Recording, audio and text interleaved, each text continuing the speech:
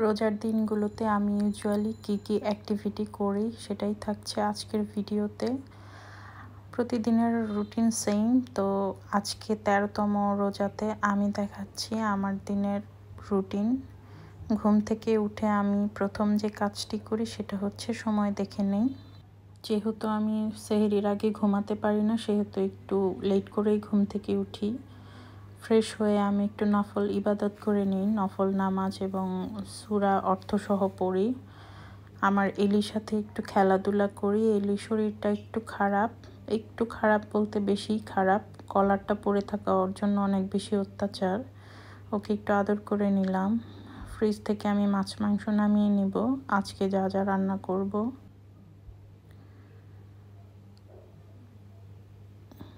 এগুলো নামিয়ে আমি চলে যাচ্ছি বেডরুমে। বেডটা খুব সুন্দর করে গুছিয়ে নেব। বেড গুছানো থাকলেই আমার ঘর 90% গুছানো থাকে। এখন চলে আসলাম কিচেনে। এর মধ্যে আমি আমার শাওয়ার, তারপর নামাজ সব কিছুই করে এসেছি। এখন আমি আজকে করব স্টেকটা আমি রেডি করছি।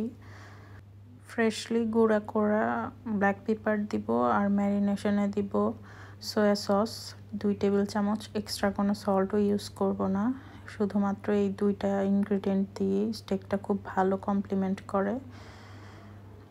এটা মেখে আমি কয়েক ঘন্টার জন্য রেখে দিব। যত বেশি ম্যারিনেশন করা যায় তত বেশি টেস্টি হয়। ইফতারের আগে আমি সেহরির প্রিপারেশনটা নিয়ে নিই। এখানে আমি সামারের সবজিগুলো কেটে নিচ্ছি। চিচিঙ্গাটা আমি ভাজি করব ডিম দিয়ে।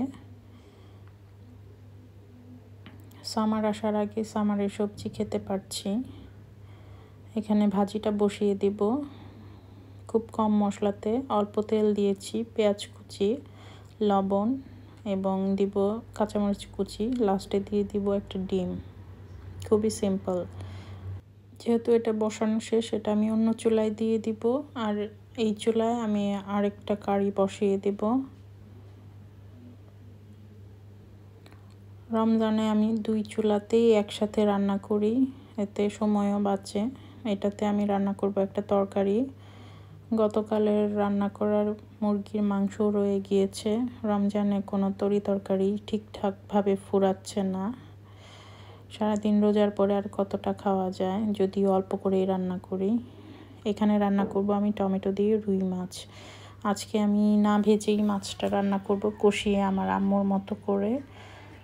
আমি ইউজুয়ালি ভেজেই রান্না করি, কিন্তু আসলে ভেজে রান্না করলে এক্সট্রা ক্যালোরি যোগ হয়। অনেক বেশি তেল দিয়ে ভাজি আবার সেটা রান্না করি। তবে এই মাছটা যেহেতু অনেক ফ্রেশ, এটা কষিয়ে রান্না করলে অনেক টেস্ট হবে আই গেস।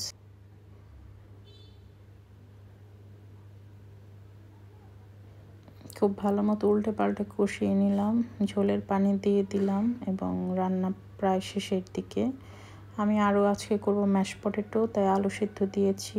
ঘরে ক্রিম নেই, দুধও জাল বসিয়ে দিলাম এবং সিদ্ধ করা আলুগুলো গ্রেটার দিয়ে আমি সুন্দর মতো ম্যাশ করে নিয়েছি। ওটা আমি অফ ক্যামেরায় রেডি করব। আর এখানে সটেড ভেজিটেবলের জন্য ভেজিটেবল কেটে রেখেছি। বাটারে আমি এটা অল্প পরিমাণ ভেজে নেব। তার আগে স্টেকটা বসিয়ে দিচ্ছি। স্টেকটাও আমি বাটারে বসিয়ে দিচ্ছি। যেহেতু সময় প্রায় শেষের দিকে, আমি একটু তাড়াহুড়া করছি। আমি সব কিছুই ফিল্ম করছি না। সব কিছু ফিল্ম করলে দেখতেও বোরিং লাগবে আর সময় অনেক বেশি লাগবে। তো এখানে আমি দিয়ে দিলাম 1 চিমটি লবণ আর 1 চিমটি ফ্রেশ গুঁড়ো করা গোলমরিচ। সময় শেষের দিকে, আমার টেবিল সেট করা শেষ। এখন আমি ইফতার করতে বসবো। আরও আছে 10-15 মিনিটের মতো। আমি এখানে সেদ্ধ ডিমও নিয়েছি, সব কিছু সুন্দর মতো গুছিয়ে নিয়েছি। তো আজকের ভিডিওটি কেমন লাগলো আমাকে জানাতে ভুলবেন না। আমার জন্য দোয়া করবেন, ভালো থাকবেন এবং আমার পেজটি ফলো করবেন। আল্লাহ হাফেজ।